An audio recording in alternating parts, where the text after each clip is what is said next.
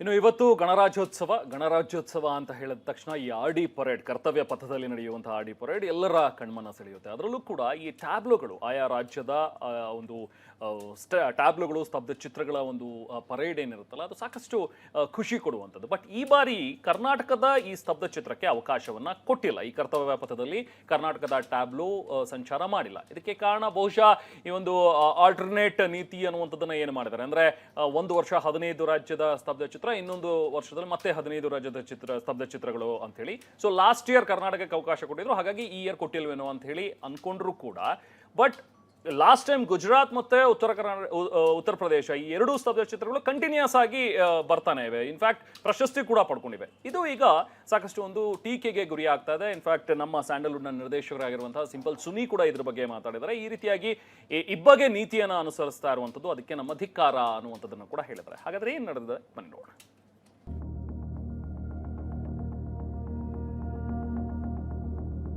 ಭಾರತಕ್ಕೆ 77ನೇ ಗಣರಾಜ್ಯೋತ್ಸವದ ಸಂಭ್ರಮ. ದೆಹಲಿ ಕೆಂಪುಕೋಟೆಯಲ್ಲಿ ಅದ್ಧೂರಿಯಾಗಿ ಗಣತಂತ್ರ ಆಚರಿಸಲಾಗಿದೆ. ಮೆರುಗು ಇಮ್ಮಡಿಗೊಳಿಸಲು ದೇಶದ ನಾನಾ ರಾಜ್ಯಗಳ ಟ್ಯಾಬ್ಲೋಗಳು ಕರ್ತವ್ಯ ಪಥದಲ್ಲಿ ಮೆರವಣಿಗೆಯಾಗಿವೆ. ಆಪರೇಷನ್ ಸಿಂಧೂರ್ ಟ್ಯಾಬ್ಲೋ ಕೂಡ ಪ್ರದರ್ಶನವಾಯಿತು. ಆದರೆ ಕೇಂದ್ರ ಸರ್ಕಾರ ಈ ಬಾರಿ ರಾಜ್ಯದ ಅಂದ್ರೆ ಕರ್ನಾಟಕದ ಟ್ಯಾಬ್ಲೋಗೆ ಅವಕಾಶ ನೀಡಿರಲಿಲ್ಲ. ಕರ್ನಾಟಕ ಮಿಲೆಟ್ಸ್ ಟು ಮೈಕ್ರೋಚಿಪ್ ಸ್ತಬ್ಧ ಚಿತ್ರ ತಯಾರಿಸಲಾಗಿತ್ತು. ವಾರ್ತಾ ಮತ್ತು ಸಾರ್ವಜನಿಕ ಇಲಾಖೆ ರಾಜ್ಯ ಕೃಷಿ ಮತ್ತು ತಂತ್ರಜ್ಞಾನ ಎರಡರಲ್ಲೂ ಮುಂಚೂಣಿಯಲ್ಲಿದೆ ಎಂಬುದನ್ನ ಜಗತ್ತಿಗೆ ಸಾರುವ ಉದ್ದೇಶದಿಂದ ಸಿರಿಧಾನ್ಯದಿಂದ ಮೈಕ್ರೋಚಿಪ್ ವರೆಗೆ ಎಂಬ ವಿಶೇಷ ಸ್ತಬ್ಧ ಚಿತ್ರವನ್ನ ವಿನ್ಯಾಸಗೊಳಿಸಲಾಗಿತ್ತು. ಆದರೆ ಈ ಟ್ಯಾಬ್ಲೋಗೆ ಅವಕಾಶನೇ ನೀಡಿಲ್ಲ.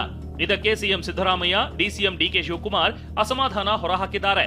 ನಮ್ಮ ರಾಜ್ಯಕ್ಕೆ ಅವಕಾಶ ಏನು ಕೊಟ್ಟಿಲ್ಲ, ಅದು ನಮ್ಮ ಸೆಂಟ್ರಲ್ ಮಿನಿಸ್ಟ್ರಿಗಳು ಅದಕ್ಕೆ ಉತ್ತರ ಕೊಡಬೇಕು. ನಮ್ಮ ರಾಜ್ಯವನ್ನ ಪ್ರತಿನಿಧಿಸಿದವರು ಇದು ಅವರೇ ಇದಕ್ಕೆ ಉತ್ತರ ಕೊಡಬೇಕು, ನಾನು ಉತ್ತರ ಕೊಡುವುದಲ್ಲ.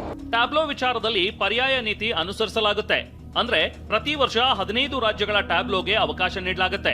ಅದರ ಮುಂದಿನ ವರ್ಷ ಉಳಿದ ರಾಜ್ಯಗಳ ಟ್ಯಾಬ್ಲೋಗೆ ಮನ್ನಣೆ ನೀಡಲಾಗುತ್ತೆ.